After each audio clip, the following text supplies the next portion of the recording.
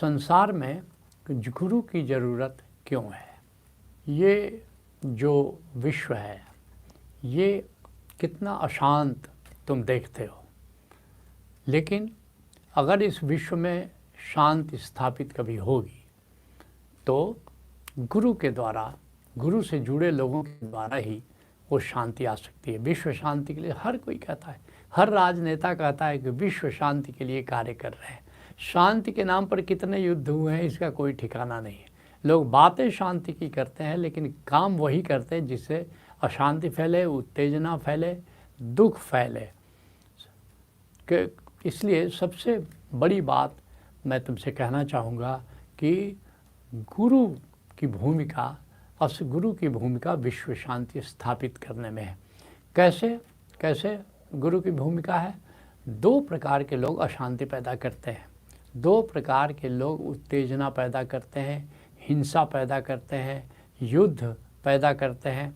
एक नास्तिक, जैसे वामपंथी है, लेफ्टिस्ट है, ईश्वर को नहीं मानते। जब नहीं मानते फिर कोई देखने वाला नहीं है, कोई कर्मबंध तो है नहीं, फिर उल्टा पलटा कर सकते हो जो भी करना है। तो अभी देख रहे हो रूस ने यूक्रेन पर चढ़ाई कर दी।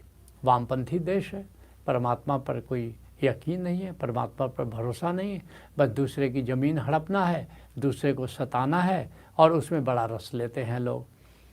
दूसरे प्रकार के लोग जो कि युद्ध पैदा करते हैं, अशांति पैदा करते हैं, वे लोग सांप्रदायिक लोग हैं, खुदा परस्त लोग हैं, खुदा को मानते हैं, गुरु को नहीं मानते हैं। ऐसे लोग खुदा को जानते नहीं है, बस खुदा को मानते हैं। और जो लोग आए, जो संत आए, उनके शब्दों को अपने ढंग से तोड़ मरोड़ करके व्याख्या करते हैं। जैसे जो इस्लाम में ये जो 72 फ़िरके हैं, अधिकतर फ़िरके खुदा परस्त हैं, गुरु को नहीं जानते, गुरु को नहीं मानते। और फिर वे देखोगे कि कुरान की, हदीस की अपने ढंग से व्याख्या करते हैं और अपने ढंग से व्याख्या करके वे कहते हैं कि जो विधर्मी हैं, दूसरे धर्म वाले हैं, वे काफिर हैं, उनको मारना हमारा धर्म है। अब बताओ इस तरह की बातें क्या धार्मिक हो सकती है कि जो मेरे मत को, मेरे संप्रदाय को नहीं मानता, उनकी हत्या करना बड़ा पुण्य कार्य है। तो लेकिन लोग जो सांप्रदायिक फ़िरका परस्त हैं, जैसे इस्लाम में कई मत है, वहाबी मत है, सलाफ़ी मत है, देवबंदी मत है, तालिबानी मत है, ये सब लोग अशांति पैदा करते हैं, उत्तेजना पैदा करते हैं, जिहाद पैदा करते हैं। तो या जो हीनयानी है, हीनयानी किसको कहते हो?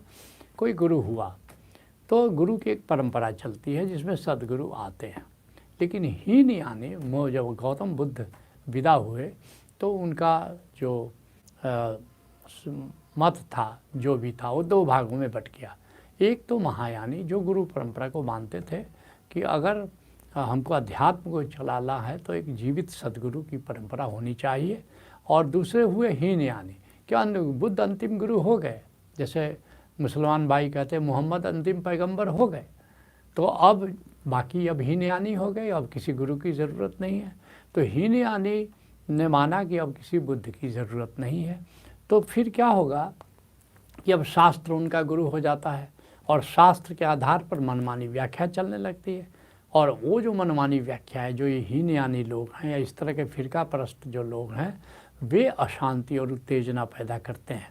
लेकिन अगर कोई गुरु से जुड़ता है तो वो परमात्मा का ज्ञान देता है, और एक बार जो परमात्मा को जान ले और परमात्मा की सृष्टि में कैसे उत्पाद पैदा कर सकता है, परमात्मा की, क्योंकि ये सृष्टि परमात्मा की रची है, इस सृष्टि को सत्यम शिवम सुंदरम बनाना हम सबका कर्तव्य है, हम सबका उत्तरदायित्व है, हम सबका धर्म है। इसलिए जो गुरु से जुड़ेगा वो गोविंद से जुड़ेगा, जो गोविंद से जुड़ेगा वो गोविंद की सृष्टि में कभी उत्पाद पैदा नहीं कर सकता। लेकिन दूसरी तरफ जो ये सांप्रदायिक तत्व हैं, जो वामपंथी तत्व हैं, ये उग्रवाद का सहारा लेते हैं। और जो ये जो उग्रवाद है, जैसा मैंने कहा, ये नास्तिकता और सांप्रदायिकता, ये दो के ही कारण उग्रवाद पैदा होता है। और नास्तिक लोग भी गुरु से नहीं जुड़ते और सांप्रदायिक लोग भी गुरु से नहीं जुड़ते हैं, जबकि गुरु क्या करता है? आत्मदर्शन कराता है। सबके भीतर आत्मा है, लेकिन बिना गुरु के आत्मज्ञान नहीं हो सकता है। गुरु आत्मदर्शन कराता है, जबकि एक बार आत्मज्ञान हो जाए तो फिर उत्पात नहीं करोगे, फिर तुम अशांति नहीं करोगे, अपने भी शांत रहोगे, औरों को की भी शांति में खलल नहीं डालोगे। लेकिन सारा खुराफात, सारी उत्तेजना, सारी अशांति ये आत्म अज्ञान के कारण है। लेकिन अध्यात्म क्या है? यह आत्म अनुभव की यात्रा है, और बिना गुरु के अध्यात्म नहीं हो सकता, बिना गुरु के साधना नहीं हो सकती, बिना गुरु के सारा जो अध्यात्म है वो बिल्कुल एक असंभव यात्रा है। तो इसलिए गुरु की भूमिका आत्मज्ञान में है, गुरु की भूमिका ब्रह्म ज्ञान में है, गुरु की भूमिका जो शांति, एक विश्व में शांति, विश्व में प्रेम, दया, करुणा, क्षमा, ये पॉजिटिव भाव ये गुरु पैदा करता है, और संसार में भी एक प्रेम का वातावरण, एक उत्सव का, एक आनंद का वातावरण वो सृजित करता है। दूसरी बात महत्वपूर्ण है कि हमारे भारत में एक कहावत है, गुरुमुख परिवार सुखी परिवार। इसलिए ये जो भी गुरु से लोग जुड़ते हैं वो गुरुमुख परिवार कहलाते हैं, और वे खुद शांत रहते हैं, सुखी रहते हैं, और अपने आस पास एक न्यूक्लियस बन जाते हैं, वो एक कोर बन जाते हैं, केंद्र बन जाते हैं, जिनके चारों तरफ सुख और शांति का वातावरण रहता है। क्योंकि जीने का जो तरीका है 3 ही तरीका है। क्या क्या तरीका है? एक है परनिर्भर, दूसरा क्या है आत्मनिर्भर, तीसरा क्या है परस्पर निर्भर। अब पर निर्भरता, दूसरे पर निर्भरता, चलो हम बच्चे थे तो अपने पेरेंट्स पर निर्भर होते थे, लेकिन एक दिन हमको आत्मनिर्भर होना होता है, इंडिपेंडेंट होना पड़ता है। एक एज आने पर हम स्वयं आर्थिक रूप से स्वतंत्र होते हैं, फिर हमारी थिंकिंग, हमारे सोच एक स्वतंत्र होने लगती है। यहाँ तक ठीक है, लेकिन इंडिपेंडेंस से इंटरडिपेंडेंस हायर है, आत्मनिर्भरता से परस्पर निर्भरता ये हायर चीज़ है। गुरु क्या करता है कि हमें परस्पर निर्भर हो करके, इंटरडिपेंडेंस हो करके जीने की कला बताता है। इसलिए आजकल परिवार टूट रहे हैं, ये इंडिपेंडेंस की बातों में आकर के परिवार टूट रहे हैं, पति पत्नी की संस्था टूट रही है, और इस तरह बच्चे जो हैं अपने माता पिता के रहते हुए भी अनाथ हो जा रहे हैं। तो ये परस्पर निर्भरता, जो इंटरडिपेंडेंस है, ये परिवार का आधार है। गुरु हमें परस्पर निर्भर होकर जीने की कला सिखाता है।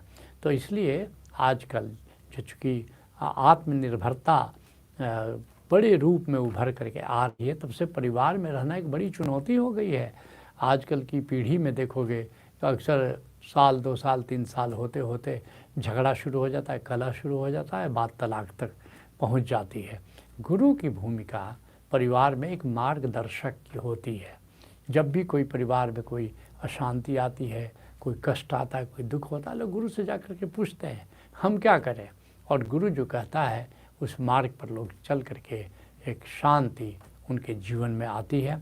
उदाहरण तुम्हारे सामने है, रामचरितमानस में राम के परिवार में एक तरह से कलह हो गया, कैकेयी रूठ जाती है, दशरथ से 2 वरदान मांगती है कि राम जो है राजगद्दी पर नहीं बैठे, भरत को गद्दी मिले और राम को वनवास हो जाए। राम वनवास जाते हैं और राम के वियोग में दशरथ की मृत्यु हो जाती है। फिर भरत आते हैं, अशांत जाते हैं, ये क्या हुआ। वो जाते हैं वशिष्ठ के पास, तो वशिष्ठ कितना सुंदर सलाह देते हैं, सुनहु भरत भावी प्रबल बिलख कहो मुनिनाथ, हानि लाभ जीवन मरण यश अपयश विधि हाथ, और भरत शांत हो जाते हैं। तो ये बातें जो है जो बहुत ही जब कठिन घड़ी आती है, ऐसे में गुरु का एक गाइडेंस परिवार को बचा लेता है। जो तीसरी बात मुख्य है कि अध्यात्म में, ये तो संसार, तुमने चूँकि पूछा कि संसार में गुरु की क्या ज़रूरत है, तो संसार में एक तो सांसारिक जीवन है, इसमें तो गुरु की भूमिका की मैंने चर्चा की। लेकिन गुरु की मुख्य जो भूमिका है वो अध्यात्म के लिए है, आध्यात्मिक साधना के लिए है, जहाँ पर गुरु की भूमिका 5 प्रकार की होती है। क्या क्या 5 प्रकार की भूमिकाएं गुरु की होती है? पहली भूमिका है कि गुरु आध्यात्मिक मार्ग का पथ प्रदर्शक होता है। अध्यात्म का मार्ग बिल्कुल अनजाना है, कैसे उस पर चलेंगे बिना गाइड के। साधारण अगर जंगल से होकर गुजर रहे हो, कहीं चल रहे हो, कहीं जाना है, तो साधारण भी जाने के लिए कहीं गाइड की ज़रूरत होती है। और अध्यात्म के मार्ग पर तो बिल्कुल मील का पत्थर नहीं है, कुछ भी नहीं है। तुम ठीक चल रहे हो, नहीं चल रहे हो, तो बिना गुरु के कैसे, बिना पथ प्रदर्शक के कैसे चल पाओगे। जिसके लिए रज्जब साहब कहते हैं कि गुरु बिन गम्य न पाइए। गुरु के बिना तुम जो मंजिल है उसको तुम नहीं पा सकते। समझ न उपजे आई, क्योंकि विवेक नहीं पैदा होता गुरु के बिना, प्रज्ञा नहीं पैदा होती है, और बिना प्रज्ञा की जियोगे कैसे। रज्जब पंथी पंथ बिन कौर दिशावर जाई। जैसे कोई राहगीर चल तो पड़ा, मुसाफिर चल तो पड़ा, लेकिन रास्ता ही नहीं मालूम है, कोई रास्ता दिखाने वाला नहीं है, तो किस दिशा में जाएगा बताओ। इसके लिए दुल्हन दास कहते हैं, बिन गुरु मार्ग कौन बतावे। अगर गुरु नहीं है तो अध्यात्म का मार्ग कौन बतावेगा तुमको। करिए कौन उपाय। फिर क्या उपाय करोगे जाने के लिए। पलटू साहब कहते हैं, तीर्थ में बहुत हम खोजा, वहाँ तो ना ही कछु पाया। बहुत लोग तीर्थ जाते हैं कि तीर्थ जाएंगे शायद परमात्मा प्रकट हो जाएगा, हमको मिल जाएगा। तो कहते हैं कि तीर्थ में बहुत हम खोजा, वहाँ तो ना ही कछु पाया।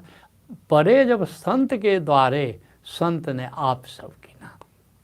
कहते भटकते भटकते हम संत के पास पहुंच गए। जैसे पलटू साहब खोजते खोजते भीखा साहब के पास पहुंच गए।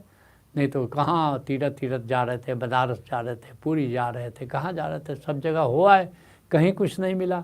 जब भीखा साहब के पास गए तो भीखा साहब ने सब ज्ञान उनको दे दिया। तो परे जब संत के द्वारे, संत ने आप सब कीना। दूसरी जो भूमिका अध्यात्म में गुरु की है वो है गुरु आत्मज्ञान देता है। वो बताता है कि तुम्हारे भीतर आत्मा कहाँ है, तुम्हारे घट में अंतर आकाश कहाँ है, नाद की गूंज कहाँ कैसे हो रही है, नूर कैसे जगमग कर रहा है, कहाँ पर अमृत है, कैसे आत्मा में प्रेम तत्व है, चैतन्य तत्व है, आनंद तत्व, ये तो गुरु ही तो बताता है। जिसके लिए कबीर साहब कहते हैं, गुरु बिन ज्ञान न उपजे। गुरु के बिना आत्मज्ञान नहीं होता है। और गुरु बिन मिले न मोक्ष। चार पुरुषार्थ हैं, अर्थ है, धर्म है, काम है, मोक्ष है। बाकी तो तुम अपने से कर सकते हो, मोक्ष तुमको गुरु के बिना नहीं मिल सकता। तीसरी जो भूमिका अध्यात्म गुरु की है कि गुरु माया से मुक्त करता है। माया क्या है? मेरा धन, मेरा मकान, मेरा परिवार, मेरे संबंधी। तो ये माया जो है, इससे जब तक मुक्त नहीं होगे तब तक मोक्ष नहीं मिलेगा, तब तक बुद्धत्व नहीं मिलेगा। तो गुरु क्या करता है? माया से मुक्त करता है। जिसके लिए शिव दयाल सिंह जी, जिनको स्वामी जी महाराज प्यार से कहते हैं, मोटे बंधन जगत के गुरु भक्ति से काट। ये जो मोटा बंधन क्या है? ये मेरा धन, मेरा परिवार, मेरा मकान। तो ये गुरु कृपा से, गुरु भक्ति, गुरु की भक्ति करते हो, गुरु से प्रेम करते हो, गुरु का सानिध्य करते हो, तो गुरु तुमको मेरा से मुक्त करता है। झीने बंधन चित्त के कटे नाम प्रताप। फिर गुरु तुमको ओंकार का ज्ञान देता है। जब उस ओंकार का ज्ञान होता है, अनाहत नाथ का ज्ञान होता है, तो फिर झीना बंधन क्या है? मैं, अहंकार दिखता नहीं है। वो झीना बंधन मेरा तो दिखता है, मैं नहीं दिखता है। गुरु उससे मुक्त करता है, मेरा से मुक्त करता है, और ओंकार दे करके अहंकार से मुक्त करता है। चौथी जो भूमिका है, गुरु शब्द की कुंजी देता है। ओंकार की कुंजी देता है और शब्द की कुंजी देता है। शब्द क्या है? निराकार में नाद गूंज रहा है, नूर जगमगा रहा है। तो निराकार नाद और नूर के संगम को शब्द कहते हैं। लेकिन निश्चित भले नाद जाने बिना कोई शब्द तक नहीं पहुंचता है। जिसके लिए गुरु अमरदास कहते हैं, जिसका गृह तिन दिया ताला। ये परमात्मा ने ये घट का गृह बनाया हुआ है, लेकिन इसमें ताला लगा दिया है। ताला लगा दिया है, घट में जाने सीधे हम नहीं जा सकते। बड़ी प्यारी उपमा दे रहे हैं कि कुंजी गुरु सो पाई। और उस ताले की कुंजी जो है वो किसके पास है? वो गुरु के पास है। इस बात को बड़े प्यारे अंदाज में गुरु गोरखनाथ कहते हैं, शब्द ही कुंजी शब्द ही ताला। शब्द ही की कुंजी और शब्द का ही ताला बना हुआ है। तो कहते हैं अमरदास जी, जिसका गृह तिन दिया ताला कुंजी गुरु सो पाई, और अनेक उपाय करे नहीं पावे बिन सतगुरु शरणाई। वो अपने से तुम चाहो कि उस ताला को खोल लो या तोड़ लो तो संभव नहीं है। वो कुंजी गुरु देगा। उस गुरु को से उस ओंकार की कुंजी को लाओ, फिर अपने घट का दरवाज़ा तुम खोल सकते हो। जो पांचवी भूमिका अध्यात्म गुरु की है कि गुरु परमात्मा देता है, गुरु ब्रह्म ज्ञान देता है कि ब्रह्म क्या है, ब्रह्म कहाँ है। और जब ब्रह्म को जान लेते हो, ब्रह्म की प्रीति में पढ़ते हो, ब्रह्म की भक्ति में पढ़ते हो, तो परम गति हो जाती है, परम पद प्राप्त हो जाता है। जिसके लिए कबीर साहब कहते हैं, गुरु समान दाता नहीं, जाचक शिष्य समान। गुरु से कौन देगा? गुरु जो है वो परमात्मा दे देता है। कोई ज़्यादा से ज़्यादा क्या देगा? मंदिर पर ले जाएगा, धर्म ग्रंथ के पर कोई उपदेश दे देगा। लेकिन गुरु क्या करता है? प्रसन्न होता है तो परमात्मा ही दे देता है। गुरु समान दाता नहीं, जाचक शिष्य समान। तीन लोक की संपदा पल में दीनी याद। तीन लोक की संपदा क्या है? ब्रह्म है। पल में, एक क्षण में गुरु अगर चाहे तो तुमको ब्रह्म ज्ञान दे सकता है। तो आज के सत्संग को यहीं विराम देते हैं। हरि ओम तत्सत।